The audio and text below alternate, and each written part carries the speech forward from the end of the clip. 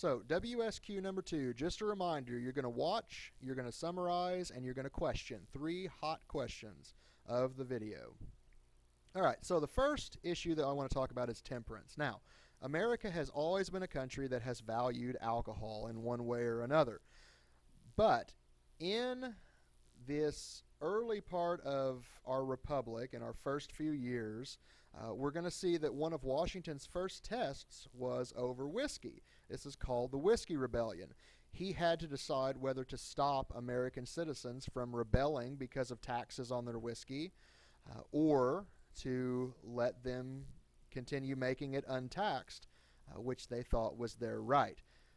Now, all right, there's kind of been a love-hate relationship with certain people for a long time regarding alcohol in the country, but it's going to become an actual target for reformers during the Jacksonian period. And so the limitation or the elimination of alcohol consumption is going to be called the temperance movement.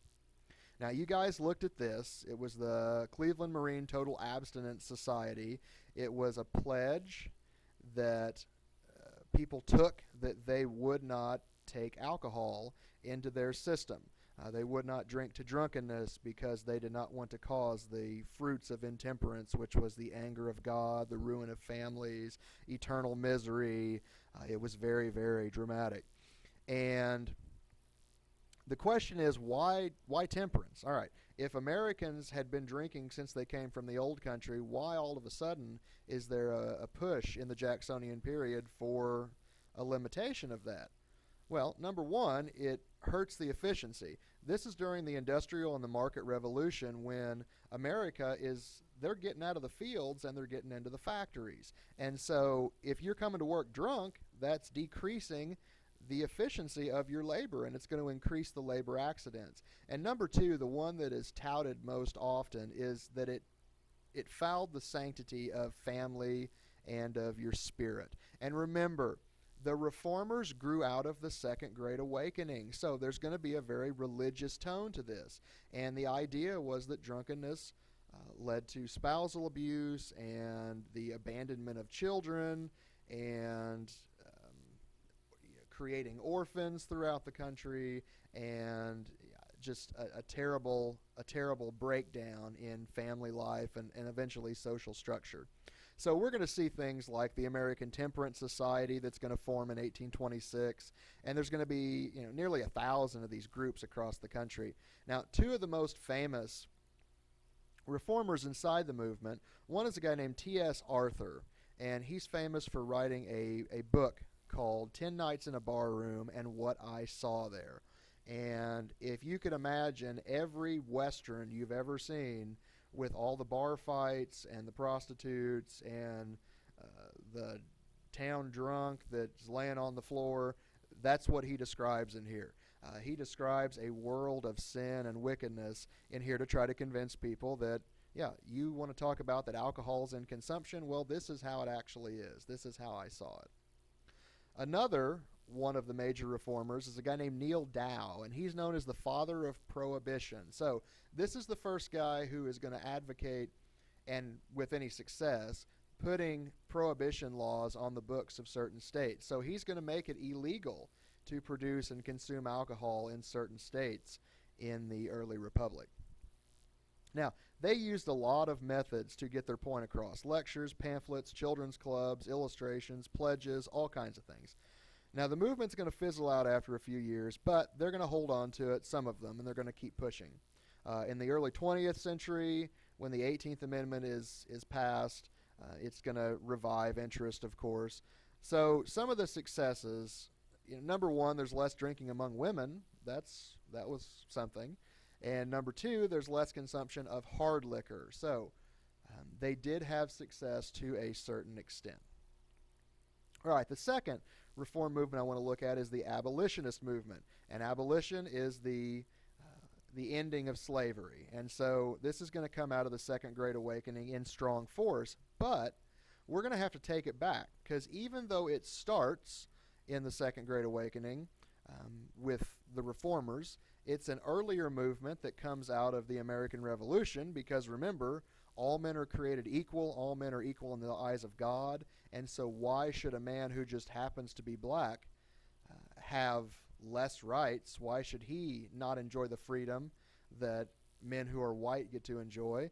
But it goes back even farther than the American Revolution to the Quakers. The Quakers have always been very, very abolitionist in their actions. So there's a huge debate, North and South. Of course, the North is industrializing, so they're not using as many slaves. Now, I want you to know that the North did have slaves, and some of them did not pass anti-slavery laws until right before the beginning of the Civil War. So it was not just the South that had slaves. That's a common preconception. But the South did have a large number because it was agricultural. And so, of course, they're going to have more. Now, the question, though, is what do we do with all the freed slaves? Well, the idea, logically, would be, well, let's just turn them loose in society and let them live the same as we're letting the immigrants who are coming over live. These African Americans, they were born here. The immigrants are just stepping off the boat and they're getting to participate in society. But there was a common science, and I'll put air quotation marks around that because it wasn't very scientific, that argued that black and white were more than just differences in skin tone. They were differences in mental ability, in desires, and in all kinds of other issues as well. So what do we do with all the freed slaves? This is an example of the farcical kind of science that we had here. You can see a comparison of skulls. That was a big thing, comparing a Negro to a Caucasian skull or a Negro to a chimpanzee skull to try to prove in a way that they were inferior to the white race. And it was a very, very popular science. All right. Now, a lot of Americans came up with this idea of colonization. And Abraham Lincoln actually was an advocate of this early on in his running for office. It was called the Back to Africa movement. Liberia was established as a country in Africa for those African Americans to go back to. And Monrovia, you can see here, the capital named after President Monroe. The problem is that most blacks in America are not Africans. They're African Americans. The slave trade had been outlawed for several years. And so they are native-born Americans that should have a right. And they didn't want to go back to Africa because they hadn't been there. So, it was kind of a sticky situation there. Now, there's a guy named William Lloyd Garrison, and he's one of the key players in abolition after the Second Great Awakening. This quote kind of tells you a little bit about his point of view and his approach. He was very, very radical. Now, he was a New Englander, and he wrote a pro-abolitionist newspaper called The Liberator. So he was not just shy about his contempt. And that went towards slaveholders and people that sat back and did nothing. He thought it was a moral evil that deserved to be spoken out against. All right, finally, women who still had very few rights at the opening of 1800, they're going to start pushing for equal rights for their gender under the Constitution. Now, most people today don't realize the context of history, and they wonder, well, why did it take so long for women to achieve the same status as men? So what's so wrong with women? Well, historically, people, most often men, they exaggerated the gender differences between male and female. So for a long time, the thinking was strictly Bible-based. And if we look at that, we can see that God created man first, so therefore he is most important. If God thought that women were more important, he would have created Eve first. If God thought that they were equals, they would have been created at the same time. But of course, God created Adam, so they thought in their minds, well, this means that Adam is more important. Also, the Bible says that Eve was created as a helpmate, and therefore she should be subservient to man. So this thing's going to transform into the notion that women are the fairer sex and they cannot be asked to endure the same tribulations as men must. But eventually you're going to see something rise called the cult of domesticity. And that's going to argue that a woman's place is in the home. And if you've ever watched Leave It to Beaver, if you've watched Andy Griffith, the women have very specific roles there before them. They are mothers, they are cooks, they are dishwashers, they do the shopping for the home, they take care of the kids while the man goes out and does the work and enjoys the leisure. And so that's going to come out of this idea of the cult of domesticity. Now, those ideas are not going to sit well with women who were empowered by the freedom given them during the Second Great Awakening. These women had done a lot of work for other causes like temperance and abolition. Now, some of the most important names in this struggle during the Jacksonian period are going to include Lucretia Mott.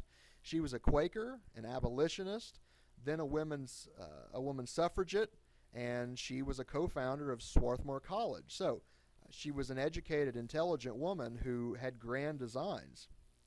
Elizabeth Cady Stanton is one of the most well-known. She was also an abolitionist first. She became a woman suffrage leader, which was suffrage is the right to vote. And she was a troublemaker. She was not one to sit still and let what she considered an injustice go by without saying something about it. All right, Susan B. Anthony, again, a Quaker. We can see this kind of ingrained in Quaker thought here. She's an abolitionist. She's an educational reformer. She gave money to the University of Rochester to pay for women's scholarships to attend college. She was a temperance supporter, and she was a female suffragette as well. Dr. Elizabeth Blackwell is the first medical degree awarded to a woman in the U.S. Her sister obtained the third medical degree granted to a woman in the U.S., and she was a supporter of most every reform. Margaret Fuller was a journalist, a critic, a feminist, and a suffragette. And Amelia Bloomer was a female suffragette, a health reformer, and a supporter of clothing reform. Most often she is known for the bloomer. Now, bloomers today mean something completely different. You usually think about it with cheerleaders, but in the Jacksonian period and a little later, it was done as a health concern.